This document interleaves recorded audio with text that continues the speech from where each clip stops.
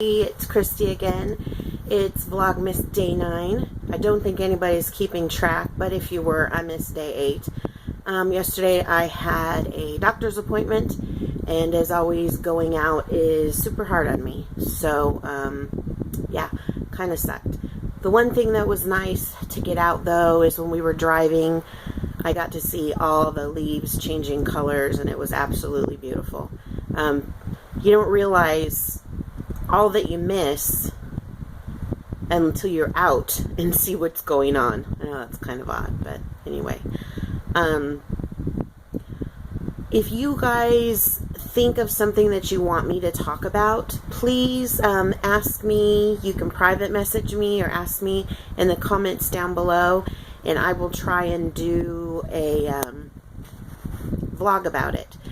I talk to so many people and have used social media as a platform to try and educate people on chronic illness and invisible illnesses. For those that don't know about it, I highly recommend going to butyoudontlooksick.com. It's a great site for caregivers as well as people that are suffering from chronic illness, to talk about invisible illness and the things that we go through. It's kind of funny because my hands, I have tenosynovitis really bad right now, so they're really swollen and really inflamed, and so are my elbows and my ankles and my feet. And the deformity is starting to show up in my hands. And yesterday was the first time that a clinician noticed what's going on. And later on, I kind of laughed. I was talking to my mom, who is one of my caregivers, and I said, you know, it's funny.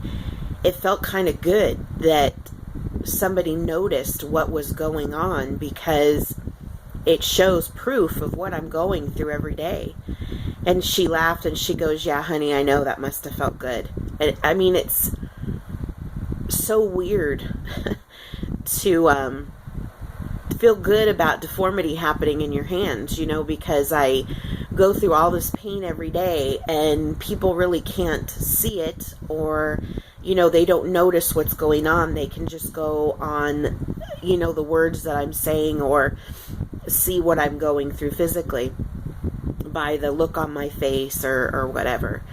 And I guess it's vindication, so to speak. But anyway, all any person that is chronically ill or sick wants is to be normal. I want to go shopping for my family. I want to cook dinner for my family. There's so much I want to do, and there's so much that people take for granted. Just today, my best friend was driving by. She lives about 5 hours away from me, and she was driving into California, was going to stop by to eat. But yesterday took so much out of me, I just had to say, you know what, I can't do this today. And it's hard because when you're chronically ill, what you do right now can affect you 5 hours from now. So even though it doesn't seem like a lot right now, 5 hours passes and you're curled up in the fetal position crying because you dared to do something out of your normal routine. And that's hard, and people don't realize that. The other thing that I want to address is I had a big social circle before I got sick. I ran a international paranormal group, and I taught all around the state of Arizona people to become paranormal investigators and things like that. And the sicker I got, the more people's true colors came out. And I realized that unless I had something to offer them, they didn't want to be around me. And that's a part of, I guess, the human character that you really don't want to see in people, but it happens when you get sick. You really see people's true colors and their true selves the sicker you get. They either don't visit you, the phone calls stop.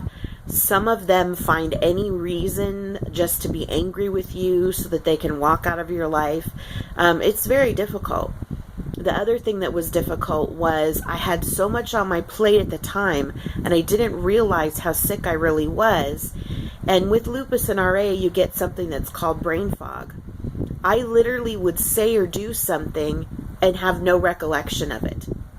It got to the point to where everywhere I went, I had a pen and a notebook with me so that I could write down literally every moment of every day, because I was realizing how quickly I forgot things. It was really scary. And people, when you're like that, just don't want to be near you.